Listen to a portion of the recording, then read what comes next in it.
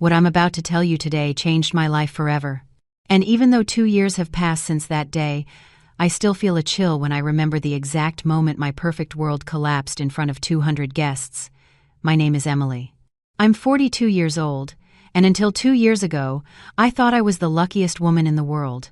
I was about to marry Michael, the man I had met 5 years earlier at an architecture conference in Chicago. I worked as an interior designer at a prestigious firm, and he was a partner at one of the most important law firms in the country. Our story seemed like something out of a fairy tale. Two successful professionals who found each other at the perfect time in their lives. Or at least, that's what I believed. Let me tell you how it all began, because to understand the magnitude of what happened at the altar, you need to know every detail of our relationship. Michael entered my life like a hurricane of charisma and confidence. Tall, athletic build, with those honey-colored eyes that seemed to see right into your soul, and a smile that could light up any room. The first time I saw him, he was giving a talk on the legal aspects of construction projects. I had arrived late to the conference because of the hellish city traffic. When I entered the auditorium, trying to be as discreet as possible, our eyes met. He was in the middle of an explanation about municipal permits, but he paused for a fraction of a second when he saw me. It was one of those moments that seem to last forever, even if it's just an instant. "Excuse the interruption," I had said, completely embarrassed as I looked for a seat in the back rows. "No problem," he replied with a smile that made several women in the auditorium turn to look at me with a mix of curiosity and envy. "In fact, you arrived just in time for the most interesting part of the presentation." After the conference, while everyone headed to the coffee break area, Michael approached me directly. I remember perfectly how he looked that day. An impeccable navy blue suit, a wine-colored tie, and that cologne that smelled of wood and spices, which I've associated ever since with the best and worst moments of my life. "Emily Montgomery," I introduced myself, extending my hand. "Michael Stanton," he replied, taking my hand with a firmness that conveyed confidence without being aggressive. "Interior designer. How did you know?" I asked, surprised. "I saw your name on the attendee list. I know your work. You designed the Meridian Group offices last year. Impressive use of space and natural light. For a corporate lawyer to know and appreciate my work left me speechless." The conversation flowed naturally from that moment. We talked about architecture, design, our careers, our professional dreams. Michael had that unique ability to make you feel like you were the most interesting person in the world when he talked to you. His eyes never strayed. He nodded at the right moments. He asked questions that showed he was really listening. "Would you like to continue this conversation over dinner?" he asked when they announced the event was about to end. "I'd love to," I replied. And so our story began. The first few months were magical. Michael was the perfect boyfriend. Attentive, thoughtful, romantic, without being cheesy. He sent me flowers at the office every Friday, with notes that said things like, "So your weekend starts as beautifully as you are," or, "Because every day with you is better than the last." My coworkers would sigh every time the delivery guy arrived, and I felt like a teenager in love, despite being 40 at the time. Our first official date was at an Italian restaurant in Lincoln Park. Michael had reserved a table on the terrace overlooking the entire city skyline. The conversation never ran out. We could talk for hours about any topic. That night he told me about his family. He was an only child. His parents had died in a car accident when he was 25, just as he was finishing law school. "It was devastating," he told me, playing with his wine glass. "But somehow, that tragedy pushed me to become who I am today. My parents always believed in me, and I felt I owed it to them to become the man they dreamed I would be." "It must have been so hard to face all that alone," I said, taking his hand across the table. "It was. That's why I value it so much when I find genuine people I can build something real with. The family you choose is just as important as the family you're born with." Those words resonated deeply with me. I came from a large, close-knit family. My parents, Robert and Linda, had been married for 45 years. I had 3 siblings: David, the oldest, a cardiologist; Sarah, a university professor; and Daniel, the youngest, who managed the family businesses. We all lived relatively close to each other and gathered religiously every Sunday for family dinner at my parents' house. When I finally introduced Michael to my family after 3 months of dating, It was as if I had brought home the perfect son-in-law. My mother was charmed by his impeccable manners and the respectful way he spoke to her. My father, always more reserved and harder to impress, found someone in Michael he could talk to about investments and business for hours. My siblings accepted him into the family circle immediately, especially after Michael invited them all to a VIP box at the stadium to watch the big game. "This one is a good man, honey," my mother told me as we washed the dishes after that first family dinner. "You can tell he loves you. It's in his eyes when he looks at you. Plus, he's well off," my father added from the living room. "A man who can support his family and treats his wife well, that's what's important."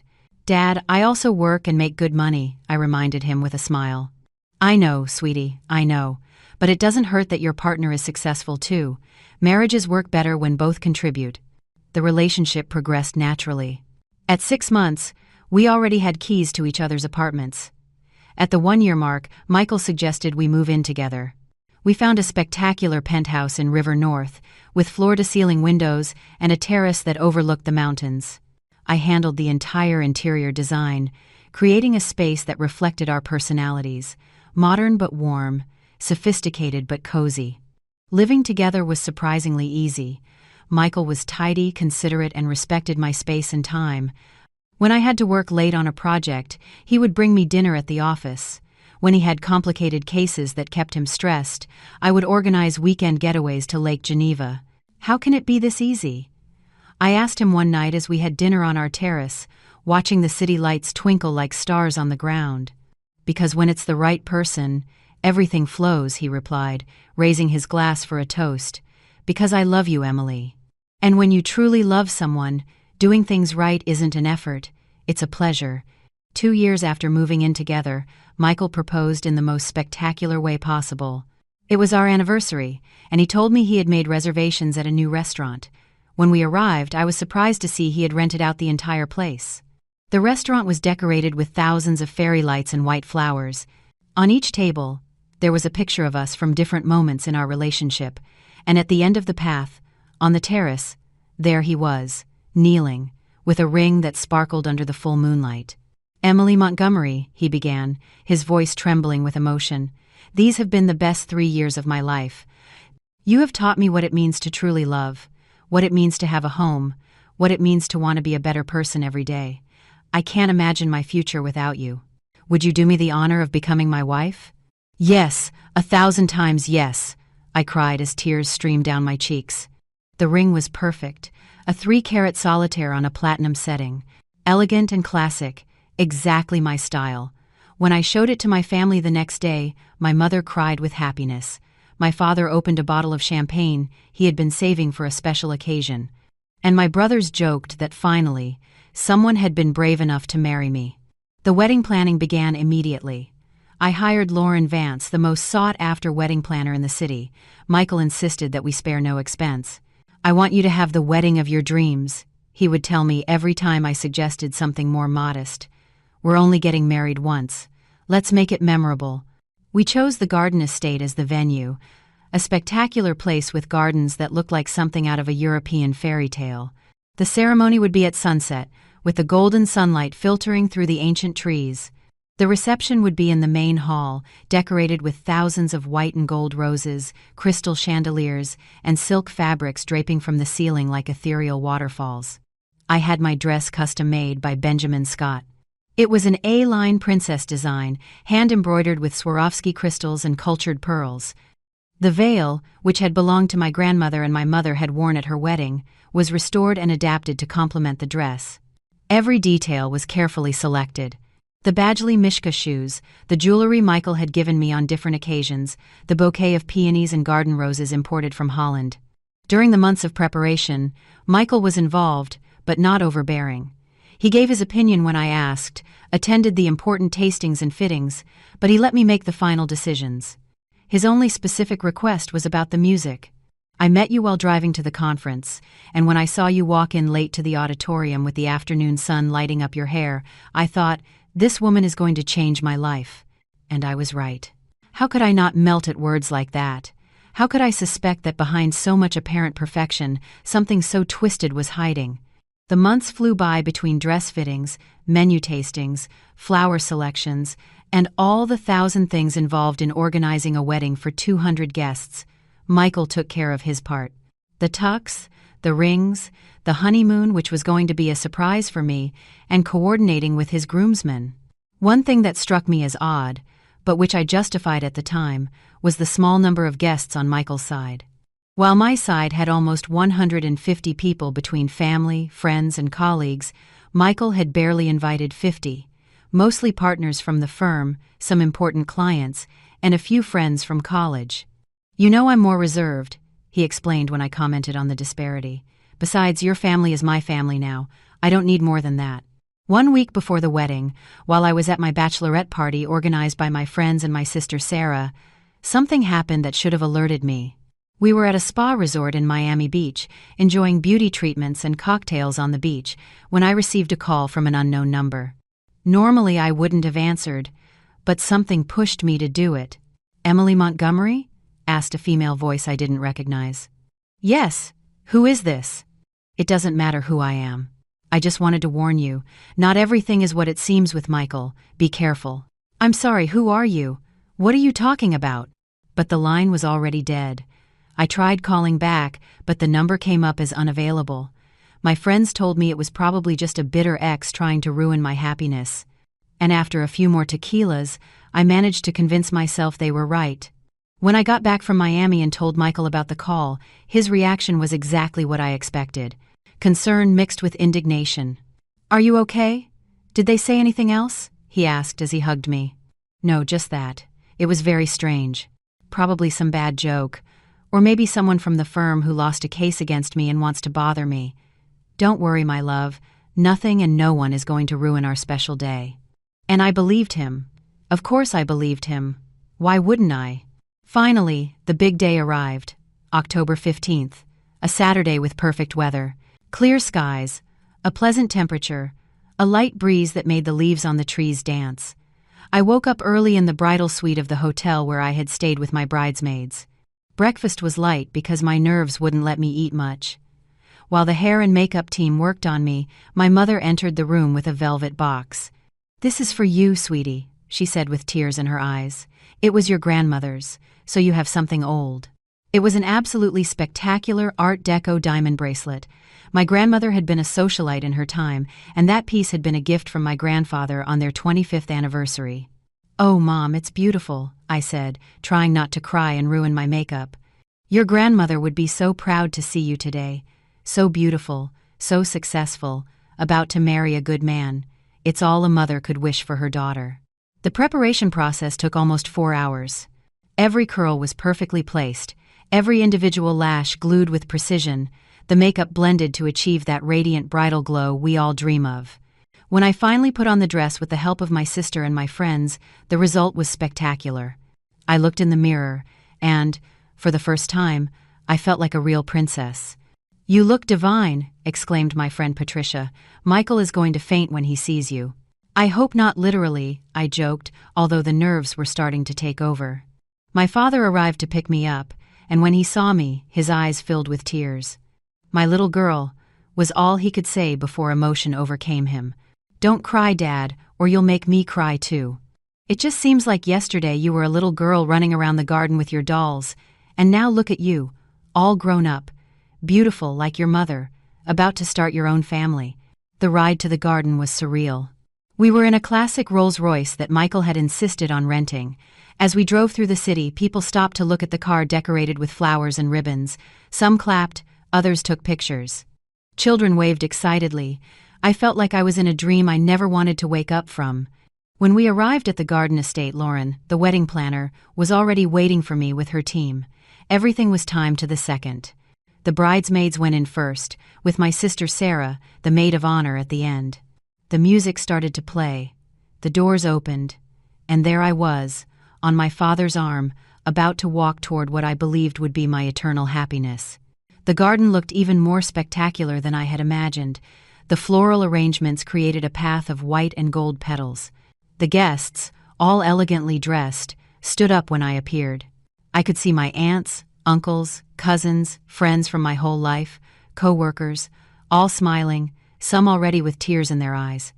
And at the end of the aisle, next to the altar decorated with an arch of flowers that looked like something out of a fairy tale, was Michael.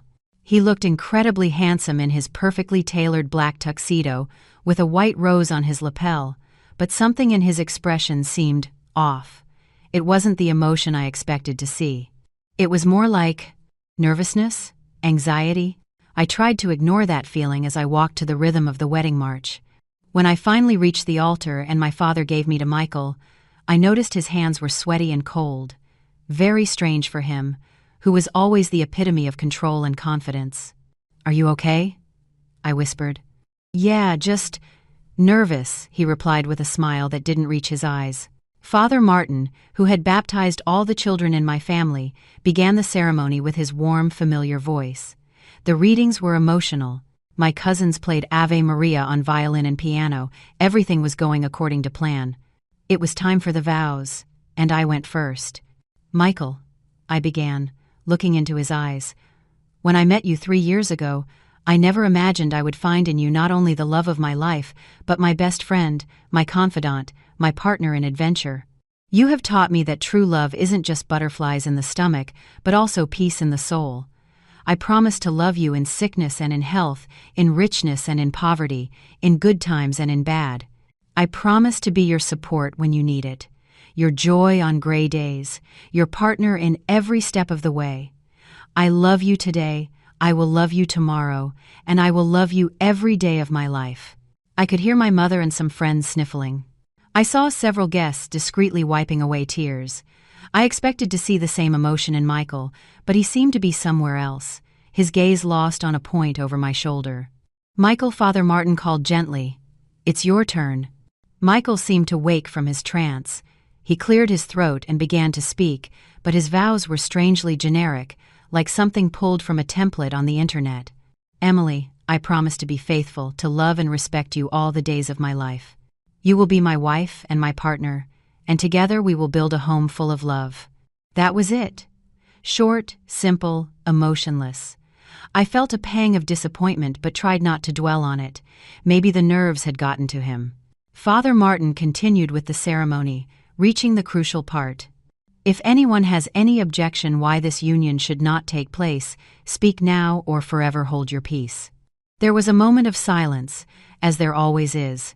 That awkward moment where everyone holds their breath even though they know no one will say anything. But then, Michael leaned toward me, and in a whisper that only I could hear, he said the words that destroyed my world. "It's just a deal, Emily.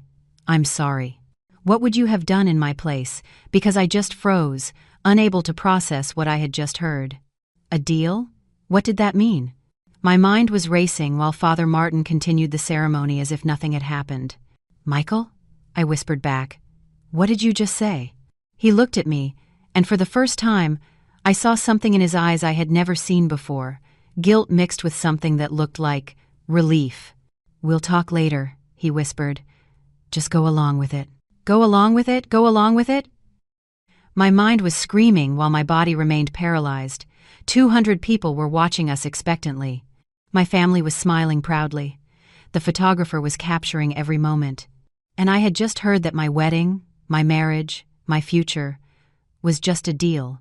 "No," I said out loud, surprising everyone, including myself. "I'm sorry?" Father Martin asked, confused. I said no, I repeated louder, dropping Michael's hands and taking a step back. "I can't do this." A murmur rippled through the audience like a wave. I could see the confusion on everyone's faces, the shock on my mother's face, the concern on my father's. "Emily, what's wrong?" Michael asked, trying to take my hand again. "What's wrong?" I repeated. And now, fury began to replace the shock. "You're seriously asking me what's wrong after what you just said?" "I don't know what you're talking about." He tried to play dumb, but it was too late. "You said it was just a deal," I shouted, and my voice echoed through the garden. "At the altar, in front of God and all our family, you said our marriage was just a deal." The silence that followed was deafening. 200 pairs of eyes stared at us like we were a car crash they couldn't look away from. "Emily, please, we can talk about this in private," Michael begged. "In private? Now you want privacy? After humiliating me in front of everyone?" "No, Michael. If you had the nerve to tell me that here, then you're going to explain what it means right here." My father stepped forward, his face a mask of concern and restrained fury. "What is going on here? Ask him, Dad. Ask your perfect son-in-law why our wedding is just a deal." Michael ran his hands through his hair, ruining his perfect hairstyle. For the first time since I'd known him, I saw him completely undone. "Emily, it's complicated." "Well, uncomplicated," I yelled. "All these guests came to see us get married, so the least they deserve is to know why there won't be a wedding." "Fine," he said finally, and his voice sounded defeated. "You're right. You deserve the truth. If you already feel like this story reminds you of something you've lived through, write to me in the comments. You are not alone in this. Because what came next was even worse than the initial humiliation." 6 months ago, Michael began, and I could see everyone lean in imperceptibly to hear better. My firm started having financial problems. We took some cases that didn't go as we expected. Some important clients sued us for negligence. We were on the verge of bankruptcy. "And what does that have to do with us?" I asked, although a part of me was already starting to connect the dots. "One of our most important clients, Mr. Yamamoto from the Japanese corporation Yamamoto Industries, made me a proposal. They needed to establish solid connections in America to expand their operations. And it turns out, I designed their headquarters in Tokyo last year. I completed, suddenly remembering the project that had been one of the most important of my career." "Exactly. Yamamoto was very impressed with your work, and when he found out you were my fiancé, he proposed an agreement. If I married you, if I managed to get you involved in their expansion projects in Latin America, they would not only save my firm, but they would make us their exclusive legal representatives for the entire region." The pieces of the puzzle began to fit together painfully in my mind. Michael's sudden trips to Japan in recent months, his insistence that we spare no expense on the wedding, his growing nervousness as the date approached. "So it was all a lie?" I asked, and my voice broke.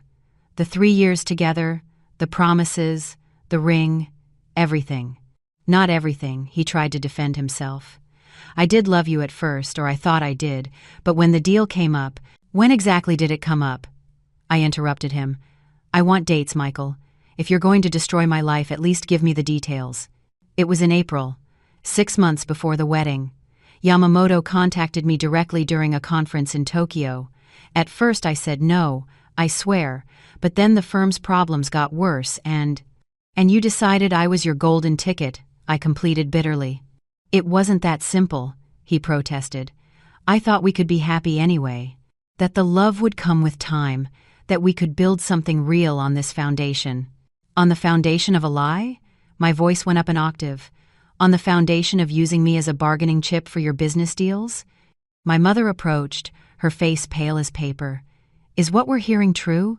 Michael didn't answer, but his silence was answer enough. "You monster!" my sister Sarah screamed, being held back by her husband so she wouldn't lunge at Michael. "My sister loved you. We all welcomed you into our family." "And there's more," Michael said suddenly, as if he had decided that since he'd started, he might as well confess everything. "The call you received in Miami. I arranged it." "What?" I couldn't believe what I was hearing. "I needed to know if you suspected anything. I paid an actress to call you and say that. When you told me about it and showed no real suspicion, I knew I could go ahead with the plan." Every new revelation was like a dagger twisting deeper into my chest. I ripped off my veil with trembling hands and threw it to the ground. The beautiful wedding dress I had loved so much now felt like a straitjacket.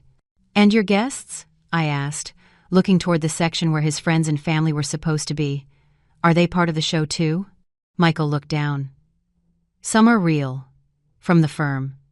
Others are actors. I don't have as much family or as many friends as I led you to believe." The audience erupted in murmurs of indignation.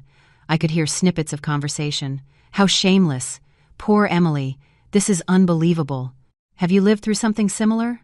I wonder now as I tell you this. Because the feeling of your entire reality collapsing is something I wouldn't wish on anyone." My father took a step forward, and for a moment I thought he was going to hit Michael. My father, the most peaceful man I know, had his fists clenched and his jaw tight. "You have 5 seconds to disappear from here before I do something I won't regret," he said in a voice I had never heard from him. "Robert, please, let me explain." Michael tried. "There's nothing to explain," my father roared. "You used my daughter. You lied your way into our family.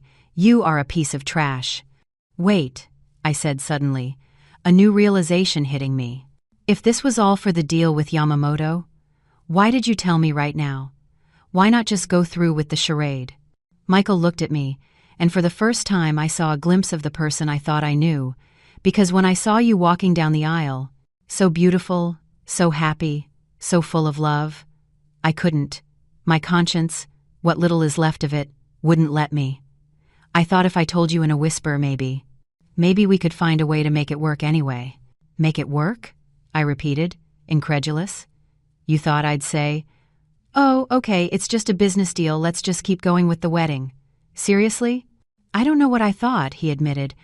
I just know I couldn't keep lying to you. Not at that moment.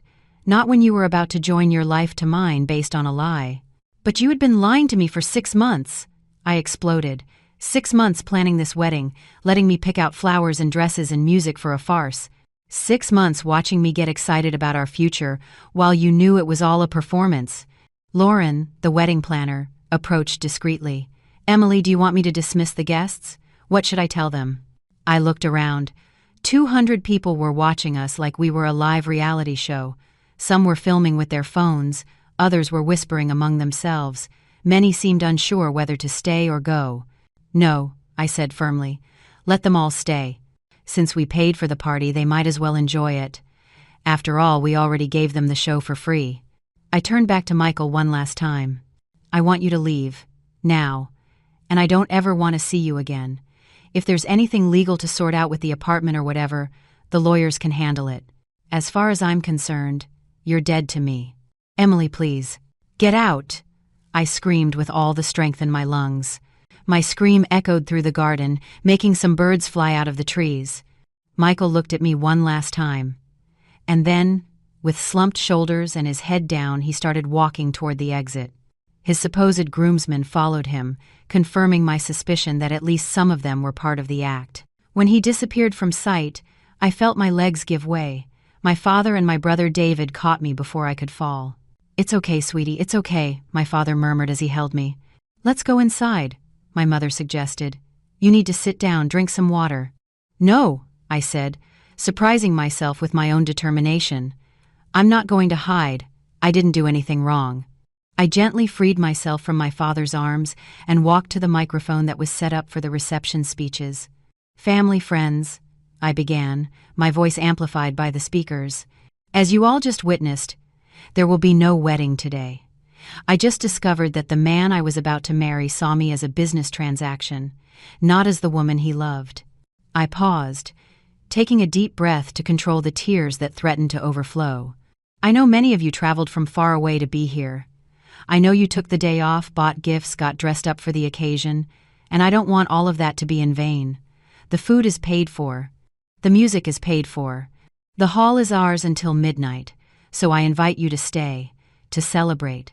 Not my marriage, but my liberation, because it's better to discover the truth now than to live a lie forever." Some guests applauded, others wiped away tears. My Aunt Rose shouted from her table, "That's right, honey, that bastard didn't deserve you." "So please," I continued, "eat, drink, dance.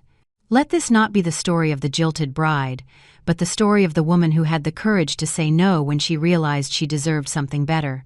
I stepped down from the small improvised stage and went to the main table, where my family was waiting for me. My mother hugged me so tight I thought she was going to break my ribs. "I am so proud of you," she whispered in my ear. So proud." The reception was surreal. Some guests left discreetly, uncomfortable with the situation. But most stayed, and what followed was one of the strangest and in some ways most liberating parties of my life. My family and close friends surrounded me with love and support. Each one had a story about red flags they had noticed about Michael but hadn't dared to mention. "I always thought it was weird he had no family photos in his office," my cousin Lucy commented. "It struck me as odd that he never talked about childhood friends," my friend Patricia added. "And remember when he canceled dinner with the relatives from Cleveland at the last minute?" my brother Daniel mentioned. "He said it was a work emergency, but now I think he just didn't want to keep up the act for that long." Each revelation was another nail in the coffin of the relationship I thought I had. But strangely, each story also made me feel less alone, less foolish. I hadn't been the only one deceived. Michael had put on such an elaborate show that he had fooled everyone. My sister Sarah sat next to me and poured me a glass of champagne. You know what the most ironic part of all this is? What? I asked. He lost more than you did.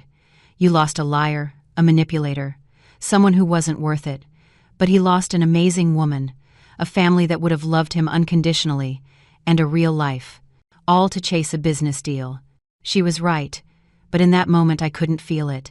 The pain was too fresh, the humiliation too recent. At midnight, when the non-wedding officially ended, I took off my bridal shoes and walked barefoot through the garden. The lights were still shining, the flowers were still beautiful, the whole fairy tale setting was still intact, except the prince had turned out to be the villain. My father found me sitting on a bench, looking at the illuminated fountain. "How are you doing, sweetie?" "I don't know, Dad. I feel empty, like the last 3 years of my life were just erased. Like nothing I lived was real." He sat next to me and put his arm around me. "What you felt was real. Your love was real. Your joy was real. Just because he lied doesn't invalidate what you experienced." How did I not see it, Dad? How was I so blind? You weren't blind. You were trusting. You believed in love, in the good in people. That's not a flaw, it's a virtue. He's the one who's flawed, not you. And what do I do now? I'm 42. I've just been humiliated in front of the whole city. My apartment is full of his things. Now, my father said firmly, "You get up, you cry what you need to cry, you get angry about what you need to be angry about, and then you move on, because you are a Montgomery. And Montgomerys don't stay down.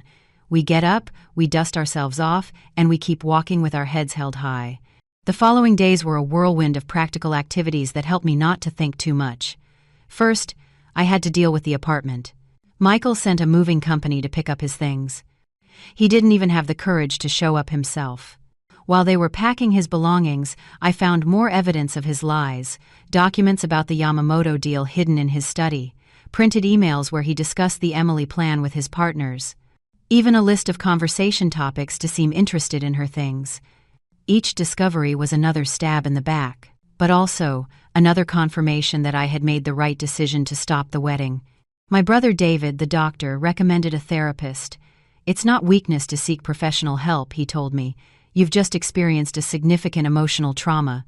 Dr. Fernandez turned out to be a warm, understanding woman who helped me process not only the betrayal but also my tendency to ignore red flags. "It's not about becoming mistrustful," she explained in one of our sessions. "It's about learning to trust your intuition. You mentioned several times that something felt strange, but you justified it. That inner voice that was alerting you was working. You just need to learn to listen to it." I also had to deal with the legal aspect. It turned out Michael and I had signed some documents together for the apartment and some investments. My cousin Carlos, who is a business lawyer, took care of untangling that mess.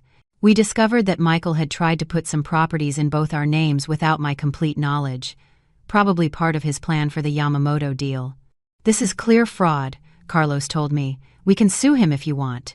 But I decided against it. I didn't want to spend the next few years of my life in court, reliving everything. I just wanted to close that chapter and move on. A month after the non-wedding, I received a letter from Michael. My first instinct was to throw it away unopened. But curiosity got the better of me. "Emily," the letter began, "I know I don't deserve for you to read this, but I needed to try. I'm not writing to ask for forgiveness, because I know what I did is unforgivable. I'm writing to tell you that you were right. I lost more than I gained. The deal with Yamamoto fell through when they found out what happened at the wedding. Apparently, they value integrity and honesty. Life's little ironies. The firm went bankrupt. My partners are suing me. I'm professionally finished, but none of that matters compared to losing you. Yes, it started as a deal. But at some point, maybe from the beginning, I really did fall in love. The problem is, I had already gone down the wrong path, and I didn't know how to get off it. My cowardice cost me the only real and valuable thing I ever had in my life. I don't expect you to forgive me. I don't expect anything. I just wanted you to know that karma exists, and it's charging me with interest. And I also wanted you to know that every happy moment we lived, at least on my part, it wasn't all an act. There was real love. I just drowned it in lies. Be happy, Emily. You deserve someone who values you for who you are, not for what they can gain from you. Michael, I cried when I read the letter. Not for him, but for the relationship I thought I had, for the future I had imagined, for the loss of innocence and love. 6 months after the non-wedding, my life had taken an unexpected turn. The scandal of the canceled wedding at the altar had spread like wildfire through the city's social and professional circles. But instead of destroying my reputation as I had feared, it had turned me into a kind of symbol of female strength. I received a call from Yamamoto Industries directly. Mr. Yamamoto himself wanted to apologize for the unwitting role his company had played in the deception. He offered me the design contract for all their new offices in Latin America. This time, directly and transparently. We admire your work, Miss Montgomery. But we admire your integrity even more, he told me through a translator. We would like to work with someone who values honesty as much as we do. I accepted the contract, and it became the biggest and most successful project of my career. A year after the non-wedding, on the same date that was supposed to be my anniversary, my family threw me a surprise party. Not to remember the pain, but to celebrate my rebirth. A year ago, my sister Sarah said, raising her glass, we watched my sister make the bravest decision of her life. We watched her refuse to accept less than she deserved. And this year, we have watched her flourish, grow, and become an even more incredible version of herself. Everyone toasted, and I felt surrounded by true love. Unconditional love. Love with no deals attached. I met someone new eventually. His name is Andrew. He's a civil engineer, divorced, with 2 teenage kids. We met on a joint project, and the attraction was gradual, built on mutual respect and professional admiration before it became something more. The first time he asked me out, I was completely honest. You need to know I come with baggage, I told him. A year and a half ago, I was left at the altar in the most humiliating way possible. I have trust issues. I will question everything. I will doubt. I will need time. We all come with baggage at our age, he replied with an understanding smile. The question is whether we're willing to help each other carry it. It hasn't been easy. I've had to fight against paranoia, against the temptation to look for lies where there are none. But Andrew has been patient, transparent, and understanding. He introduces me to his kids, to his ex-wife, with whom he maintains a cordial relationship for the children, to his lifelong friends. There are no secrets, no half-truths. What country are you watching this story from? Because I want you to know that no matter where you are, the message is the same. You deserve true love. You deserve honesty. You deserve someone who chooses you for who you are, not for what they can get from you. 2 years have passed since that day at the altar. Sometimes I still wake up in the middle of the night, remembering the exact moment Michael whispered those fateful words. But it doesn't hurt like it used to. Now it's more like remembering a movie I saw a long time ago, something that happened to someone else, to another Emily who was more naive, more trusting, but also less strong, less wise. My therapist told me something that stuck with me. Trauma is not what happened to you, it's what you do with what happened to you. And I decided to do something positive with my trauma. I started a blog about red flags in relationships, about how to identify narcissists and manipulators. It went viral after I shared my full story. I receive messages from women and men all over the world who have lived through similar situations, who felt seen, who found the courage to leave toxic relationships after reading my experience. I also started giving talks at universities and community centers about healthy relationships, about the importance of maintaining your identity in a partnership, about not ignoring that little voice inside that tells you something isn't right. My family continues to be my rock. My parents, who at first felt guilty for not protecting their daughter better, are now proud of how I handled the situation. My brothers have become even more protective, which is sometimes annoying, but it always comes from a place of love. Next time you bring someone home, my brother Daniel jokes, we're going to give him a polygraph and a background check. And a blood test, adds David, the doctor. And a financial audit, Sarah completes. We laugh, but I know they're only half joking. Do you think I overreacted? Or that I did the right thing by canceling everything at the altar? because sometimes, in my darkest moments, I wonder what would have happened if I had gone through with the wedding.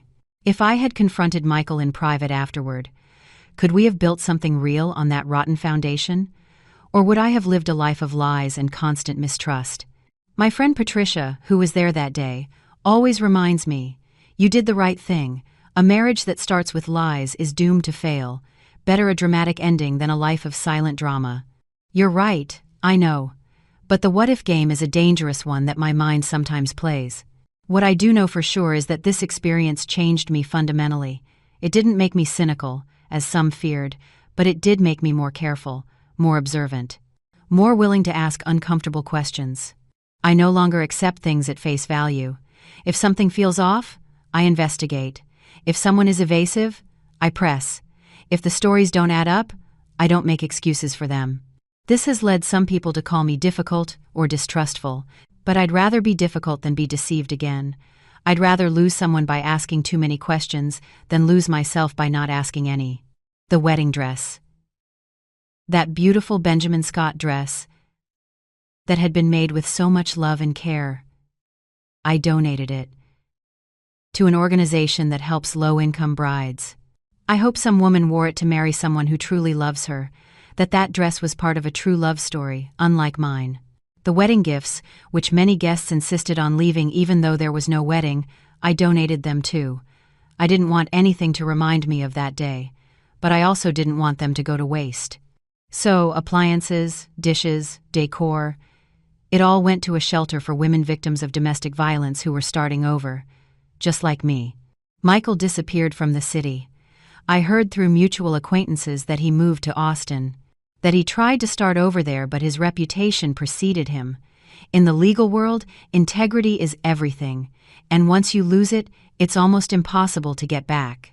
The last I heard of him, he was working at a small firm doing basic office work, a far cry from the successful partner he had been. I feel sorry for him sometimes, but then I remember that he made his choices, that he had multiple opportunities to do the right thing and chose the easy path, the path of lies. And my compassion evaporates. Mr. Yamamoto sent me a personal letter a year after the incident. In it, he again expressed his apologies and informed me that they had changed their internal policies to ensure no business partner could use personal connections as a bargaining chip. "Your courage taught us a valuable lesson about the importance of integrity in business," he wrote. "It's ironic that my public humiliation resulted in corporate changes at a multinational company. But I guess something good had to come out of all that pain." My story became a kind of urban legend in the city's social circles. The bride who said no at the altar, some call me. I've heard exaggerated versions of what happened. Some paint me as a hero, others as a drama queen who ruined her own wedding over a misunderstanding. I stopped trying to correct the wrong versions. Let people believe what they want to believe. The important thing is that I know my truth. I know I had the courage to choose myself in the most difficult moment. I know I preferred public humiliation over a life of private lies. I know that even though I lost the man I loved, I gained something more valuable. My dignity, my self-respect, my freedom. Have you had a similar experience where you had to choose between what was easy and what was right? Tell me in the comments. Because these stories need to be shared. We need to remind each other that we are not alone. That others have gone through similar situations and have survived, have even thrived. Now at 44 I look back and see that non-wedding was actually a gift, a painful gift, wrapped in humiliation and tears, but a gift nonetheless. It saved me from years of lies, from a life built on a false foundation, from discovering the truth when it might have been too late to start over. Andrew and I have been officially dating for 6 months. It's slow, careful, sometimes frustrating for both of us, but it's real. Every small step we take is built on total honesty. There's no rush to get to the altar. In fact, I don't know if I'll ever want to get married again, but if I do, it will be with my eyes wide open, with questions asked and answered, with total transparency. My niece, my sister Sarah's daughter, who is now 15, asked me the other day, "Aunt Emily, how do you know when someone really loves you?" I told her what I had learned through pain, when their actions match their words, when you don't have to make excuses for strange behavior, when their stories make sense, when you know their people, their history, their real life. when there's no rush to get anywhere because the present is enough, when you can be completely yourself without fear of them leaving, that's real love. And what if you're wrong? She asked, with the wisdom only teenagers can have. Then you learn. You get up, and you move on. Because being wrong isn't the end of the world. Staying where you're not valued, that would be the real mistake. My story is not unique. Every day, somewhere in the world, someone discovers that the person they love is not who they thought they were. Some find out before the altar, others after years of marriage. Some never find out and live their whole lives in a lie. I was lucky, if you can call it that, to find out at the exact moment where I could still choose. And I chose my truth over his lie. I chose my dignity over comfort. I chose temporary pain over permanent suffering. If this story touched your heart, share it with someone who also needs to hear it. In the comments, tell me, have you lived through something similar? What country are you watching from? I read all the comments because every story shared is a lesson learned, support offered, a hand extended to someone who might be going through something similar. Grandma's Diary family, thank you for listening to my story. Thank you for being part of this community where we can share our truths without judgment, where we can find strength in the experiences of others. Remember, you deserve true love. You deserve respect. You deserve honesty. Don't accept less. Never accept less. And if one day you find yourself at an altar, about to say I do, and something doesn't feel right, have the courage to say I don't. Because it's better to be the bride who canceled the wedding than the wife who lives a lie. My name is Emily. I'm 44 years old now, and this was my story. The story of how the worst day of my life became the beginning of my liberation. The story of how it's just a deal whispered at the altar saved me from a life of deceit. The story of how sometimes true self-love is shown in the ability to walk away from someone who doesn't deserve you, no matter who is watching. Thank you for listening. Thank you for being part of my healing. And remember, your value isn't in who chooses you, but in how you choose yourself.